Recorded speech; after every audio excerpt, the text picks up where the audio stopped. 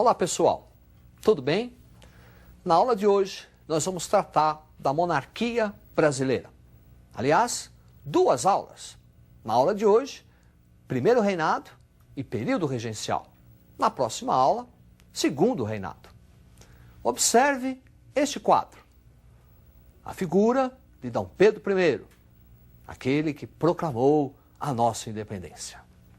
Após a independência do Brasil, inicia-se o processo da organização do Estado brasileiro. Três momentos. Primeiro, as guerras de independência na Bahia, Pará, Piauí, Maranhão, Cisplatina, para garantir a unidade territorial. No segundo momento, o reconhecimento da independência brasileira. Observe este quadro. Reconhecimento da nossa independência. Os primeiros a reconhecer a independência foram os Estados Unidos da América, em nome da doutrina Monroe. A América para os americanos. Os problemas da América devem ser resolvidos por quem mora na América. Portugal vai reconhecer a nossa independência em 1825, mediante uma indenização, 2 milhões de libras esterlinas. E por fim, 1826, reconhecimento da nossa independência pela Inglaterra, a ratificação dos tratados de 1810. Tratados que foram assinados quando a família real encontrava-se no Brasil, D. João VI. E esses tratados são aqueles que privilegiam os produtos e os comerciantes ingleses aqui no Brasil. Portanto, para reconhecer a nossa independência, a Inglaterra exigiu por mais 15 anos a permanência dos privilégios econômicos. O que significa dizer politicamente independente, economicamente não. O terceiro processo é o processo para a Constituição do Brasil, juridicamente falando. Um processo para a elaboração da primeira Constituição Nacional. Observe este retrato. Um dos irmãos Andradas. Esse é o Antônio Carlos de Andrada. Também houve o Martim Francisco e o José Bonifácio. Esses irmãos Andrada tiveram uma importante atuação na elaboração da primeira Constituição brasileira, um projeto constitucional de 1823. Observe este quadro. Projeto de 1823, onde, através desse projeto, o poder executivo seria limitado pelo poder legislativo e a criação do chamado voto censitário. Voto censitário só vota quem tem rendas. E essas rendas seriam calculadas pelo projeto de 1823 de acordo com os alqueires de farinha de mandioca. É por isso que esse projeto foi batizado como Constituição da Mandioca. Esse projeto só ficou no projeto. Dom Pedro I não gostou ao saber que o poder executivo seria limitado. Portanto, Dom Pedro I cerca o prédio onde a Assembleia Nacional estava reunida para a elaboração desse projeto e dissolve a Assembleia. É o episódio da Noite da Agonia. Depois da dissolução da Assembleia Constituinte, Dom Pedro I convoca um Conselho de Estado, 10 pessoas, e essas 10 pessoas elaboram aquela que de fato será a primeira Constituição brasileira. Observe o quadro. Constituição de 1824. Transforma o Brasil numa monarquia hereditária constitucional. Permanência do voto censitário, agora em contos de réis. Subordinação da Igreja ao Estado, o famoso padroado, e existência de 4 poderes: executivo, imperador e os seus ministros; legislativo, deputados e senadores; o judiciário, juízes; e o famoso poder moderador. Poder moderador que está na chave de toda a organização jurídica da Constituição de 1824. Pelo poder moderador, Dom Pedro I centraliza todos os poderes em suas mãos. Ele pode dissolver a Câmara de Deputados, pode nomear senadores e interferir nos assuntos religiosos.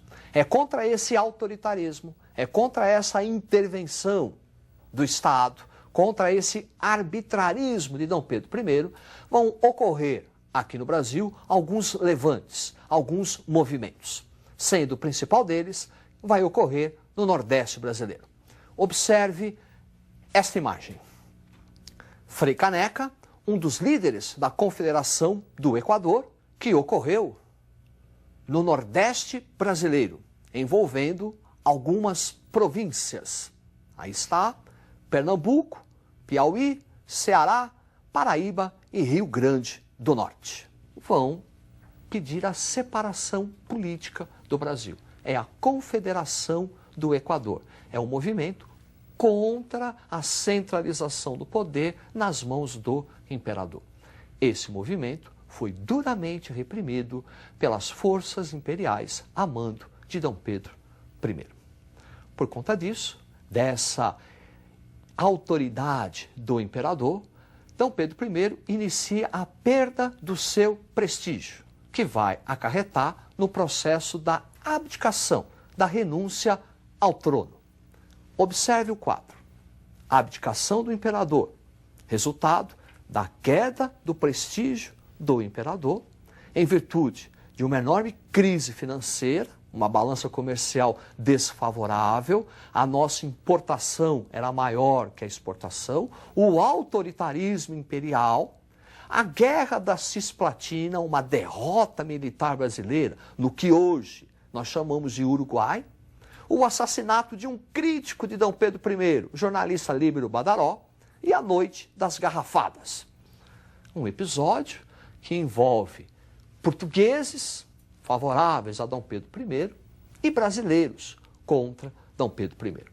Diante dessa situação, da perda de prestígio do imperador, ele abdica em nome de seu filho, Pedro II, que na ocasião tinha 5 anos. Com 5 anos, não se pode governar. Inicia-se então o chamado período regencial, que deveria durar até a maioridade do sucessor, Dom Pedro II. Observe este quadro. Aí está, regente Feijó, Antônio Diogo Feijó, personagem que vai ter uma importante atuação no período regencial. A regência, segundo a Constituição, deveria ser trina e permanente. 3 como regentes até a maioridade do imperador. Observe este quadro. Regência trina permanente, que foi de 31 até 1835. Forte atuação do padre Feijó, que nesse momento era ministro da Justiça. A criação da Guarda Nacional, uma tropa militar de elite para conter as tensões sociais do período. E a elaboração do Código do Processo Criminal de 1832. Uma modernização, porque a legislação que existia no Brasil ainda lembrava aquele arcaísmo das legislações portuguesas. Pelo Código do Processo Criminal, inicia-se uma descentralização da justiça. Ao longo do período regencial, nós vamos ter a atuação de 3 grupos políticos, 3 correntes políticas, que está na origem da formação dos nossos partidos políticos do Segundo Reinado. Observe este quadro. As correntes políticas. Grupo Restaurador, que também tinha um apelido, também era conhecido como Caramuru, que tinha uma tendência ao absolutismo, defendia o poder absoluto nas mãos do rei. O grupo dos moderados, também conhecidos como chimangos, que tinha uma tendência liberal. Observe as aspas. Liberais, porque esse grupo tem uma aversão ao absolutismo. Nesse sentido, esse grupo é liberal. No entanto, os chimangos defendiam a escravidão. E escravidão é incompatível com o liberalismo clássico. Daí as aspas. Exaltados, também chamados jurujubas ou farroupilhas, que eram radicais. Radicais, questionavam o poder moderador. Alguns até queriam o fim da monarquia e a proclamação de uma república. Durante a regência trina permanente, vai ser reformada a Constituição de 1824. É o famoso ato adicional. Observe. Ato adicional de 1834, responsável pela criação das assembleias provinciais, iniciando uma descentralização administrativa. As províncias passam a ter o direito de cobrar impostos, a ter o direito de montar polícias. É uma descentralização administrativa. Criação do município neutro. Então, a cidade do Rio de Janeiro seria separada da província do Rio de Janeiro, nascendo o futuro Distrito Federal. E a adoção da regência una. Fim da regência trina e início da regência una, um só, eletiva e temporária. Um regente que seria eleito por um mandato, por um tempo, 4 anos. É esse aspecto dessa regência una que faz com que, em pleno período imperial, o Brasil passe a ter uma experiência republicana. Os regentes unos foram 2, o próprio Feijó e o Araújo Lima. E ao longo do período regencial das regências unas, nós vamos ter as rebeliões regenciais. Observe a imagem. Cabanagem, cabanas, à beira de rios no Pará. Então as rebeliões, a cabanagem no Pará, Sabinada, Bahia, Balaiada, Maranhão e a Guerra dos Farrapos no Rio Grande do Sul são as importantes. Observe esse quadro. Rebeliões regenciais possuíam caráter separatistas, possuíam também um caráter republicano, popular. Nós vamos ter a participação na cabanagem e a balaiada. Portanto, são revoltas com caráter social. E lá no Rio Grande do Sul, Farroupilhas é uma revolução ou uma guerra de elite. São os grandes proprietários de terra contra a política do governo de aumentar o preço do sal, prejudicando o seu comércio, já que eles viviam do charque, a carne com sal. Ao longo ainda do período regencial, nós vamos ter a formação dos partidos políticos. Observe, o grupo restaurador passa a se chamar regressista e, ao longo do segundo reinado, Partido Conservador. O grupo moderado chama-se progressista e, ao longo do segundo reinado, Partido Liberal. Partido Conservador e Partido Liberal idênticos. Como diz a expressão da época, farinhas do mesmo saco. Grandes proprietários de terra, escravocratas e monarquistas. Para encerrar, observe o quadro. Coroação de D. Pedro II, aos 14 anos de idade, iniciando o segundo reinado. É o famoso golpe da maioridade. Para estabilizar as relações políticas e econômicas, os grupos do Partido Liberal e Conservador uniram-se, antecipando a coroação de D. Pedro. Com 14 anos, já era imperador do Brasil. É isso aí. Estude e até a próxima.